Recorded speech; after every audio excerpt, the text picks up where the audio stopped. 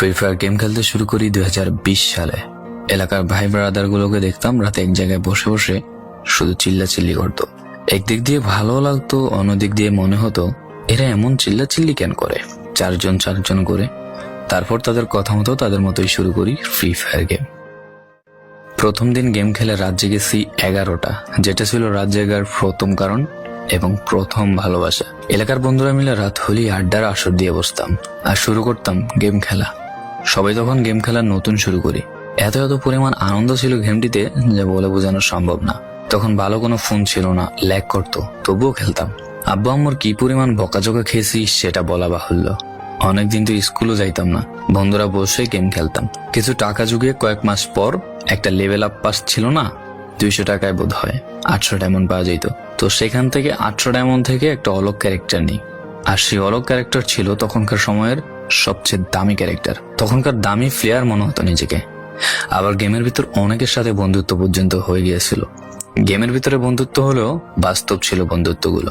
তখন free ফায়ারে do partner সিস্টেমটা ছিল না, তাই কোনো মেয়ে গেমেও ছিল না। তারপর যখনই মেয়েরা গেমটা শুরু করে তখনই আস্তে আস্তে গেমের আনন্দ নষ্ট হয়ে যায়।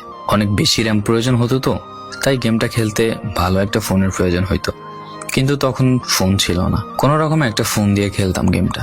ভাবতাম একটা ভালো ফোন হইলে গেমটা আরো সুন্দর করে খেলতে পারতাম, ল্যাগ করতো না ইত্যাদি। কত আনন্দই না ছিল তখন। প্রতি সপ্তাহে শুক্রবার বসে সবাই গিল্ডের গ্লোরি ফুল করতাম একটা কাস্টমের জন্য। পরের দিন সবাই মিলে আনন্দ নিয়ে একটা একটা করে কাস্টম খেলতাম। আমার জীবনের প্রথম 3 বছরের ভালোবাসা। কোনো মেয়ের জন্য আমি গেমটাকে কখনো ইগনোর করি নাই। যখন মন খারাপ থাকতো গেমটা খেলতাম একা একা। একটা ভয় পাইলেই তৎক্ষণাৎ মন ভালো হয়ে যাইতো, মুখে সব সময় একটা মৃদু হাসি থাকতো। এখন আমার কাছে গেমটা খেলার মতো অনেক ভালো একটা ফোন আছে, আমার কাছে এখন অনেক ভালো কালেকশন আছে, টপ আপ করার জন্য টাকাও আছে। কিন্তু গেমের ভিতরে থাকা সেসব বন্ধুরা আর নেই।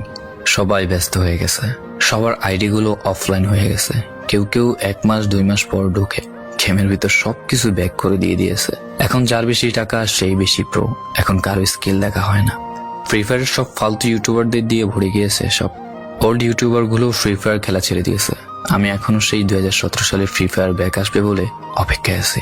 এই পুরো ভিডিওটা স্কিপ করতে আপনার ইচ্ছে করছে না, কোনো এক কারণে আপনাকে এই ভিডিওটা দেখতে বাধ্য করে রেখেছে। জি জনাব, তুমি সেই ছেলে যে তার পুরো আবেগ দিয়ে গেমটা খেলেছো। তুমি সেই ছেলে যে 2017 সালের ফ্রি ফায়ারের মিউজিক শুনলে কান্না মুখ করে ফেলো। তুমি সেই ছেলে যার এত পরিমাণ আবেগ যা এখন তুমি ফ্রি ফায়ার গেমের পুরনো কোনো ভিডিও দেখলে মন ভরে দেখো। তোমার আবেগটা